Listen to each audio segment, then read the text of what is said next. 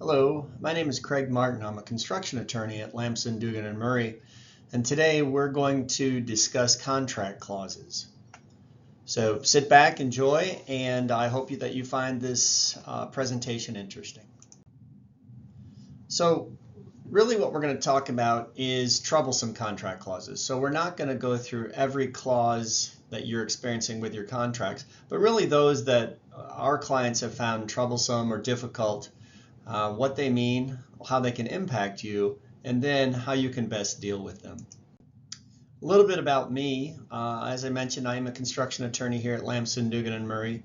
We represent contractors throughout the Midwest and a few out on the coast, but our practice primarily focuses on contractors in the Midwest, from Minnesota down to Texas and Illinois over to Colorado.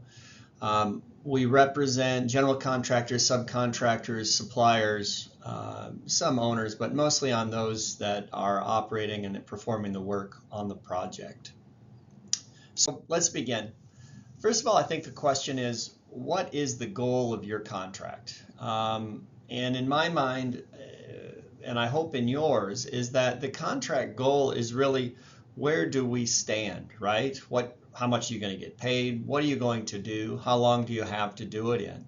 And the clearer that your contract terms are, the more effective I think you're going to be able to be as a contractor on the project. And so when we look at construction contracts and review those contracts for clients, really what we're thinking is, how do we make sure that our clients are adequately protected in pursuing this project? And that can mean, how do you provide notices? How much time are you going to be given? If the contract takes more time, are you going to be compensated for that time, or are you simply going to get more time where the upstream contractor or the owner will turn a blind eye towards the overhead and profit that you're losing on that job because you're required to be out there so much longer? So really, where are what are your goals with the contract, and how can you best be protected in performing that contract? So the first thing I want to talk on are flow-down clauses. Flow-down clauses are typically going to be contained in your subcontract, right? So the subcontractors that are watching this would be of particular interest to you. What I expect is that if you receive a contract, there may be a section in the contract that identifies all the contract documents. And so the contract documents will likely contain, obviously the subcontract, but it might also refer to the prime contract or the upstream contract between the owner and the general contractor. And so a flow-down clause, it really provides that anything that the general contractor has agreed to with the owner will also be applicable to your contract. And the difficulties that I have with those provisions is that you as a subcontractor simply will not know what that means. And so take, for example, the change order clause in your subcontract. It may give you 5 days to submit information, but it may also contain a phrase that says, or within the time frame allowed in the prime contract, that would allow for the general contractor to submit a claim to the owner. So if you have 5 days and the prime contract only allows for 3, and then you submit yours in 4 days, and you think you're under the gun, but you've submitted a day early, what you could find out is that because the prime contract only allowed for 3 days, your change order request is actually late, and you are now deemed to have waived any of that. So I think it's critically important that you get a copy of the prime contract where your subcontract contains a float-on clause. And we can talk about this in a little bit, but to the extent that you're creating a contract cover sheet that contains all of the time frames and all the requirements and to whom you must provide notice and things like that, to include in there that the prime contract allows for only 3 days on the notice instead of the 5 days for a change order in your contract will be important for whoever your project superintendent is to know, so that he or she can get that documentation to the upstream contractor, to the owner, in sufficient time. And keep in mind that this could be applicable to a subcontractor, a subcontractor. It could also be applicable to a supplier. So just keep that in mind when you're reviewing the contract. Does it reference the upstream contract, and does it incorporate the terms of the upstream contract? If it does, it's a flow-down clause, and you need to know what you are agreeing to so that you can protect yourself in the event of, almost anything, notices, accidents on the job, or anything like that. Okay, indemnity. Indemnity is, frankly, in every contract that we're reviewing, and understandably so, right? But let's talk about first what indemnity is, and then second, what you are typically agreeing to. Indemnity is simply a fancy legal word that means that if you cause harm to another through your own conduct, so if one of your employees knocks over a structure on a project, you will pay the owner or the upstream contractor for the damage that your employee caused. And that in and of itself doesn't sound horrible, right? If you cause the problem, okay, you're going to fix it. But what we see in reviewing contracts, particularly for subcontractors and also for general contractors, is a bit of overreaching, and that is, you are going to indemnify the upstream contractor, you are going to indemnify the owner, you're going to pay for any and all damages caused by your employee. But they don't say caused by your employee, they say which were in any part caused by your employee. So if you were a 5% cause of this problem, what a lot of the indemnity clauses that we're seeing would obligate you to pay for 100% of the problem. Right? Now, there may be some state statutes that limit that, right? There are some anti-indemnity statutes out there that say that a general contractor cannot require a subcontractor to pay for damages that were caused by the general contractor. But even though those statutes are there, we're still seeing incredibly broad indemnity clauses that would require a subcontractor, a general contractor, to indemnify the owner, to indemnify the general contractor, where they were simply a part of the cause. What we typically like to do in these situations is acknowledge, yes, we will indemnify for the damages that we cause. We will indemnify to the extent that we caused the problem. So in essence, our pro rata share, if we both knocked over the structure, you and the general contractor, and you're both 50% liable, we'll pay for half, you pay for half. So what we try to incorporate, or what we push back with, is let's get a mutual indemnity clause on that agreement so that we are responsible only for our fair share of the damages. And I think this is a reasonable approach to take, because yeah, you can strike it. If it says that you're going to indemnify for any and all damages for which you are even a partial cause, you can strike that. But oftentimes what we see is that the upstream contractor will not accept that. But if you are pushing back saying, hey, we'll be responsible for our portion, you be responsible for your portion, I think you have the ability to say, all right, reasonably, this is a good way to approach this situation. All right, delays on the project. So what we tell our clients, or what we like to work with our clients on in delays, is to what extent are you compensated for delays, especially those delays that you did not cause.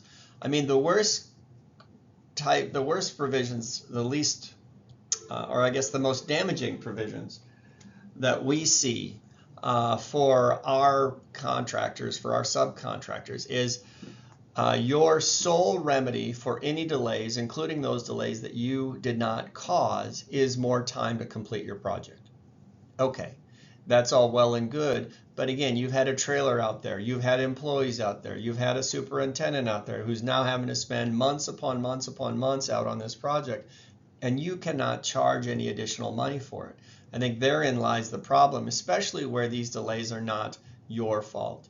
So the first thing that we recommend is that clients review the contract, or we review the contract, and highlight those provisions that say your only remedy, your sole remedy for delays is more time.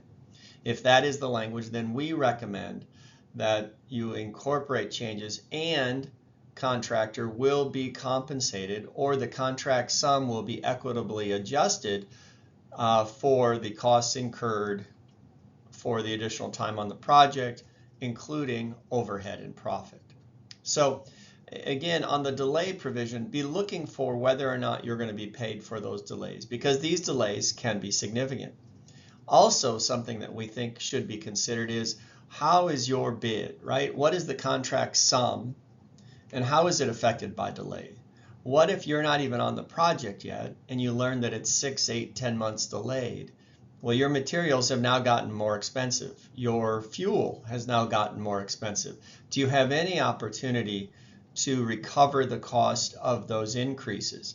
And so kind of a second part of this we recommend is, if the project is more than X, whatever that X is for you, right? 3 months, 6 months delayed, subcontractor can rebid, submit a new quote for the project to reflect materials that, material cost increases, anything like that. Again, at the end of the day, trying to protect you, protect your company, so that you can recover the costs associated with those delays. Now, if the delay is entirely your fault, it's very difficult for us to get any remedy there for you.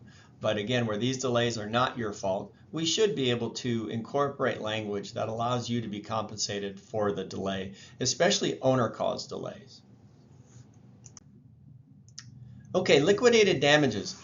This is loosely connected with delays, right? Liquidated damages are typically included on project where the theory, well, let me back up a little bit. The theory behind liquidated damages, where it's incredibly difficult to calculate how much a delay will cost.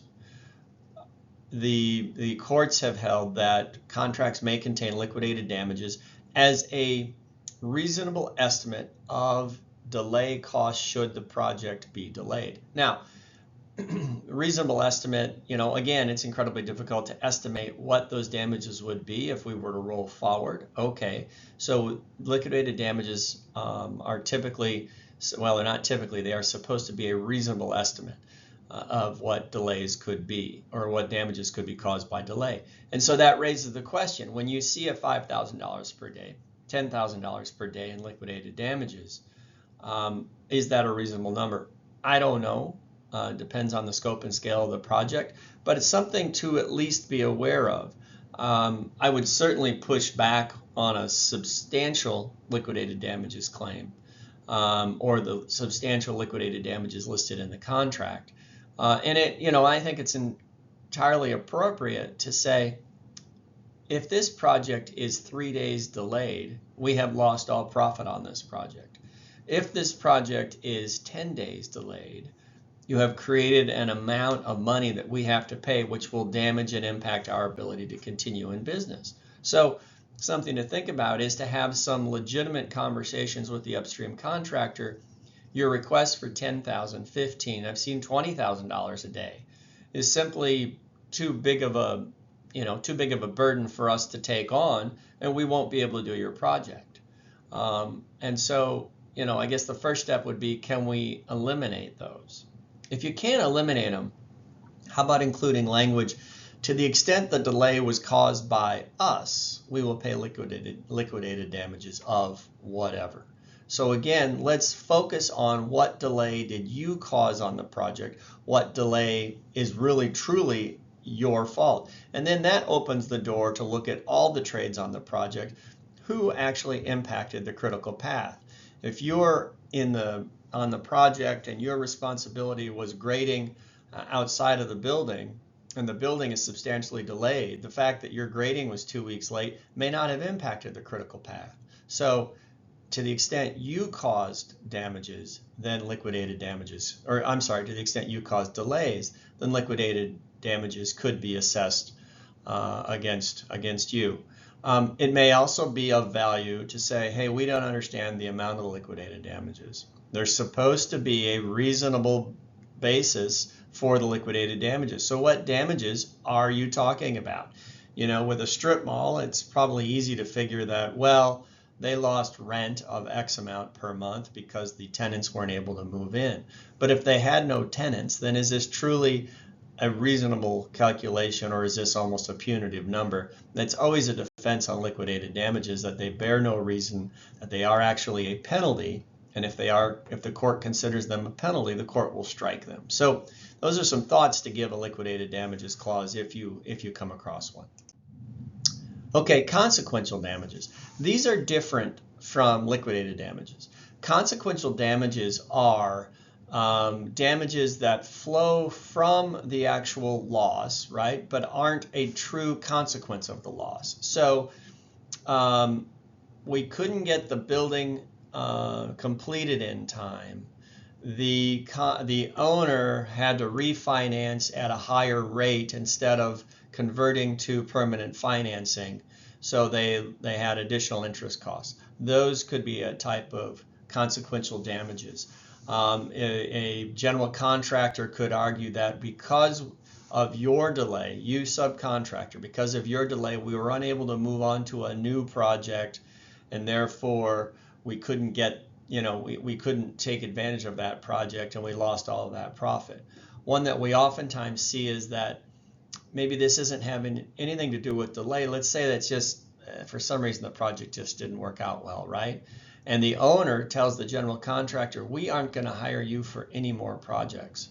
That could present an opportunity for a general contractor to assert that you, subcontractor, did such a poor job on this project, we lost out on 4 other projects that we were going to do for that owner. Our profit on those projects would have been estimated at, $3 million, whatever that may be. That's a consequential damage. As a result of your breach, right, you subcontractor going too slow, doing a poor job, the general contractor had some consequences that are not tied directly to this project, but wants to be compensated for those consequential damages. Oftentimes what we see in the project or in the contract is consequential damages are waived as to the subcontractor, right? So the subcontractor is waiving consequential damages claims. That leaves consequential damages open for the general contractor, potentially open for the owner. So what we recommend is that the subcontractor should seek to modify that agreement, just like with the indemnity clause. You want us to waive consequential damages, we want you to waive consequential damages. So in essence, making it a mutual waiver of consequential damages.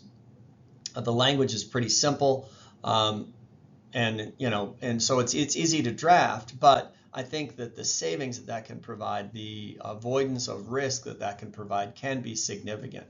So we do recommend that you strive to get a mutual waiver of consequential damages. And you may find that there's no waiver of consequential damages in the contract. Okay, then the question becomes, do you want to open that door and ask for a mutual waiver of consequential damages? If you have a lesser bargaining position in this contract, which most subcontractors do, I do recommend you try to push for that.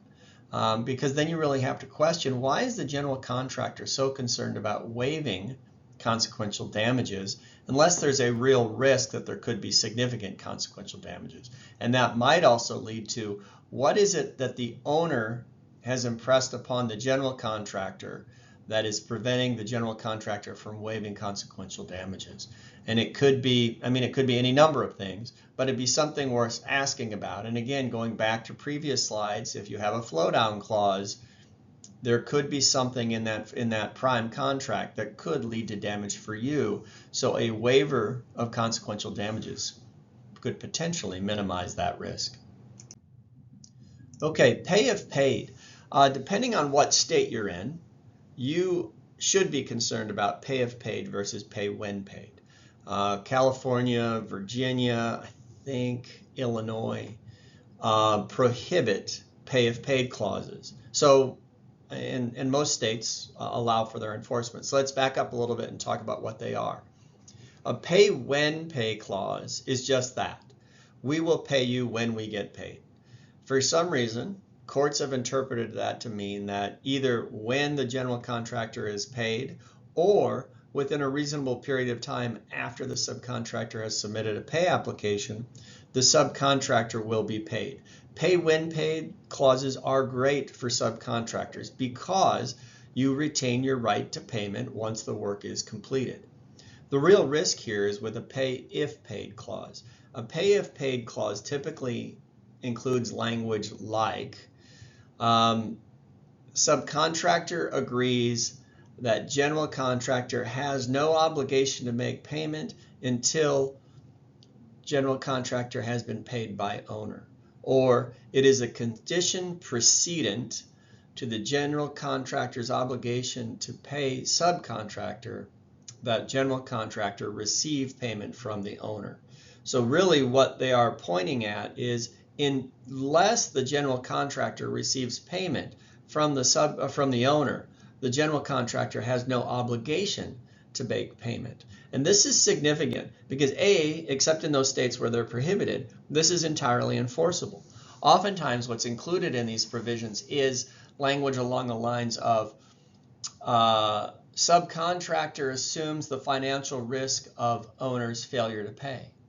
And I think that's an incredibly strong provision to have in a contract, especially when the subcontractor may have no idea who the owner is, may have no idea as to the owner's financial wherewithal. So if you have a pay if paid clause, you are assuming the financial risk that the owner will not pay the general contractor. These clauses can also expand to not only just generally for the work that you did. What if there's a change order?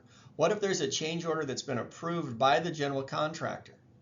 Okay, change order is approved. You move ahead and you go ahead and do the work. You then submit your pay application on the change order. If the owner does not approve that change order, if the owner does not pay that change order, then under a pay if paid clause, you don't get paid for it. What's even worse about this is that there are a number of cases out there that say if you have a pay if paid clause and you are not paid because the general contractor's obligation to pay you is payment from the owner, you might not have lien rights, you might not even have bond claim rights. And so, and think of that, that's oftentimes your best avenue to force payment, right? You can file a lien on the property and the owner then gets all freaked out because the owner's lenders have informed the owner that that is a breach of the lending covenants and that it has to be taken care of. So you have those rights typically, but if you have a pay if paid clause, you may not have those rights. Now, I'm not advocating that you simply don't file the lien. I would say always file the lien, always make the bond claim, but know that the general contractor could take the position that it was a pay if paid clause. The general contractor didn't get paid, therefore you had no right to payment, and therefore you had no lien right, therefore you had no bond claim right. Pay if paid clauses can be incredibly dangerous and enforceable so that you actually perform the work. Let's say the general contractor has screwed up this job so incredibly badly that the owner has just simply refused payment. If you have a pay if paid clause, the general contractor can walk away without having to pay you because of that language. So for our clients where we see those clauses, we always recommend striking them or adding language, typical lawyer language, notwithstanding the foregoing, subcontractor retains its lien and or bond rights should subcontractor not be paid.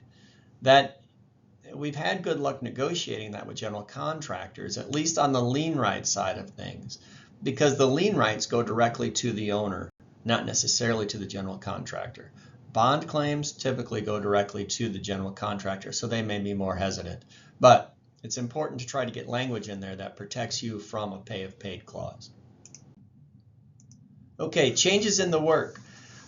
I've hinted at this before, where you have changes in the work. The significant concerns that I have are that you comply with the time frames allowed in the project.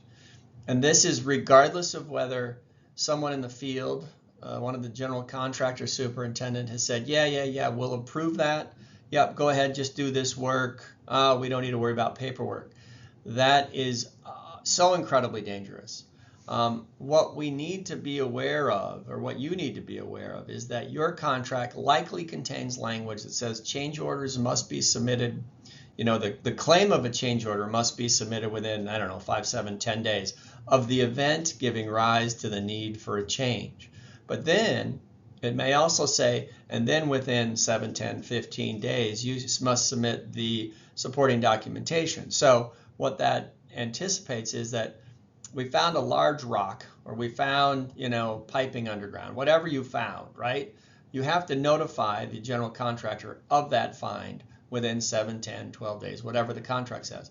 And then you have to investigate that change, figure out how to deal with it, and submit your request for an increase in the contract sum, increase in contract time within a certain number of days. If you don't do both of those in time, the concerns that we have is that those claims will be waived. And so oftentimes the subcontract can go so far as, if subcontractor does not submit the claim within the time frame set forth above, subcontractor will be deemed to have waived a claim for those damages. And we see this in litigation all the time, where a subcontractor failed to meet the time frame and maybe just sent an email 3 months after the fact, hey, here's the change order for that rock that we found. We need to be paid for this. And it's very easy for the general contractor to say, no, you didn't submit the change timely. We're not going to pay you for it. Now, there are defenses to that, right? And maybe that you have an email from the general contractor that, go ahead and do this work and submit the claim when you can. Maybe you have an argument that there was a waiver there, but not always. And so to make sure you know what your changes in the work obligations are, when you have to make that claim, what you have to provide, to whom you have to make that claim, I think are critically important for success on the project. Okay, concealed conditions. This is similar to the change order request, right? Except here, you need to be looking at your contract and whether or not it indicates what you're supposed to do with concealed conditions. Now, granted, this photo I've got here isn't a concealed condition, right? That was open and obvious at the time you did the contract. So, to the extent you try to assert that we didn't know this rock was here, I'm sure that there's language in your contract that says you admit and acknowledge that you have fully investigated the work site and that your bid contemplates all issues that you will incur on that project. Okay, so this rock wouldn't cut it. But what if it's underground? Were there engineering reports that indicated that this is substantially rocky soil, that you are going, are there engineering reports pre-bid that you could have taken advantage of to, to shore up your bid, to reflect that, hey, this is going to be more difficult than we anticipated, anything like that. And so concealed conditions can be a real problem, especially if you've agreed on a contract that you have fully investigated the premises, you have fully reviewed the engineer reports, you've fully reviewed all documentation available, and if you come forward with a concealed condition claim that was actually disclosed in an engineer's report, then that's a big problem. I don't know how many of you remember that there was a big case in Seattle involving a tunnel, and the engineering reports indicated that there is a pipe, some reason, in the middle of the path for the tunnel. The tunnel boring company was quite pleased with their boring machine and said, yeah, that's not going to be a problem at all. Well, it was, and it took 3 or 4 months to get that pipe dislodged from the boring machine. The boring company said, hey, we need to be compensated for this delay. We need to be compensated for the cost of having to pull this device out of the tunnel, get a new one in there, get it going again. And the city or the state's response was, you knew about this pipe. You said the pipe wasn't a problem. Well, clearly it was a problem, but that's on you, not on us. So, those kind of situations can present significant difficulties on a project and, more importantly, cause significant damages to you as a subcontractor working on the project. So make sure that you're reviewing the concealed conditions, that you're comfortable with that language, and also that you've reviewed any of the documentation provided so that you are aware of any potential concealed conditions. Okay, termination. The only reason I include this clause in here is that most contracts contain a termination clause. Do you have any rights to terminate? Recently, I guess in the last week or two, I have been reviewing contracts that contain termination clauses, not only for the owner, a termination for convenience, not only for the general contractor, termination for cause, termination for convenience, but sometimes they even give you, the subcontractor, the opportunity to terminate.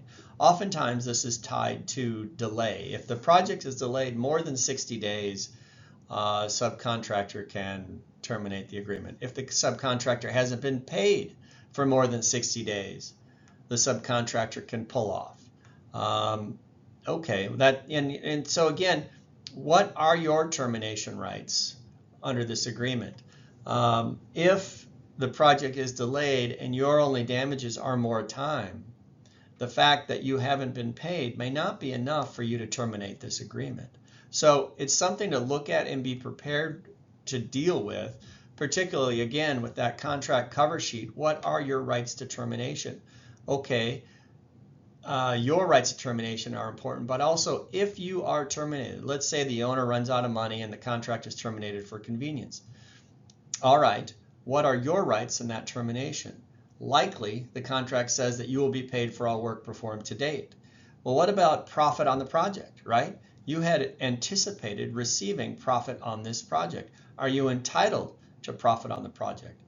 In the contracts that I would review, likely not. In fact, it's specifically waived, but it would be something to know and something to look at, that you can pursue profit. What about wind down costs? What about demobilization? Is there any cost that you can chase because it's set forth in the termination clause? And then even more importantly, what does the termination clause require? Are there certain notice requirements that have to be met? So these are all important things to look at when you're reviewing your construction contract. Resolution. And so what I'm including here is, what are the steps to resolution contained in your contract? At the end of the day, there's not one right way or wrong way, right? It's not like this is a pay if paid clause. Well, we don't like it at all. This is, are you going to be resolving this through arbitration? Okay. Are you going to be resolving it through litigation? Okay. So let's talk a little bit about each of these. And we'll kind of go back in the process about how I typically see these, especially on the more sophisticated contracts. The first thing is negotiation. The contract will specifically include a provision that says if there is a dispute, the parties will come together to discuss it. And there may be a second step to that the executives involved in the program and in the project will discuss it. And so that gets, maybe it's the project superintendent between the general contractor and the subcontractor just cannot be in the same room together. So the initial negotiations will be unsuccessful, but maybe the owners of the company need to come together and see if they can't discuss it. A next step forward would be mediation, which is where both parties would hire a mediator, oftentimes an attorney, but doesn't necessarily have to be. And that mediator would come in and try to work resolution between the parties. If that is not successful, then the contract will include either litigation or arbitration. Arbitration is typically before the AAA, the American Arbitration Association, or other arbitration organizations, and that's really where the filing fee is substantially more than it would be for litigation, and the parties are actually paying the judge to make the decision. On big projects, like tens of millions of dollar projects, that can be a three-judge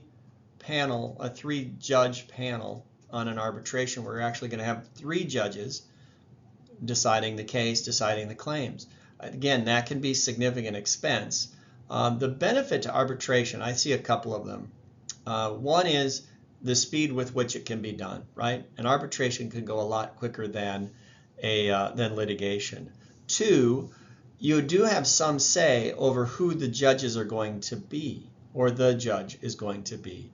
The benefit there is that you can demand an experienced construction attorney serve as your judge. he or she will have experience in these types of claims, and it won't be new for them. If you're in Nebraska, our last governor liked to appoint prosecutors to the bench. I don't have any conceptual problem with that. They were typically very good, attorneys. The problem I do have with it is that they were well versed in criminal matters. They are not well versed in civil matters, and they're certainly not well versed in construction matters. So we have the obligation then of educating the judge on how a civil trial should go, how a construction case should be tried, and that can take a lot of time. So there can be a benefit to arbitration having an experienced construction attorney doing this work for you or deciding your case. And then litigation, that is, I think what we're all familiar with. But one thing about litigation, you'd have to file the lawsuit and so on. But one thing about litigation I want to talk about is a waiver of a jury trial.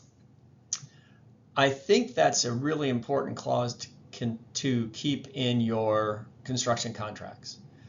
Because in a jury trial, you're going to have to educate these 12 people on your construction project. It's hard enough to educate the judge on this, right? And the judge has a certain obligation to pay attention. Your jurors do not, and they can tune out, and they cannot get it, and they cannot like you. They may not like the other party. They may not like the attorneys. There's so many unknowns with a jury trial, and I think it's important to waive the jury trial so that you're only educating one person in the courtroom. Another benefit of waiving the jury trial is that you're likely to get a trial date much quicker. It's much easier to schedule a judge for the trial, and I don't love it, but oftentimes what we see is a judge tells us, all right, we'll go 3 days here, we'll take 4 days off, we'll go another 3 days, and then we'll finish up the following week. Well, that's not ideal, but it certainly allows you to get your case to trial sooner so that you can get the matter resolved. So that's my presentation. I hope that you found it at least somewhat interesting and enlightening. My contact information is here. If you have any questions that you'd like to send me, please feel free to email me construction contracting questions, and I'll see if I can't get you an answer. But thank you for your time, and have a great day.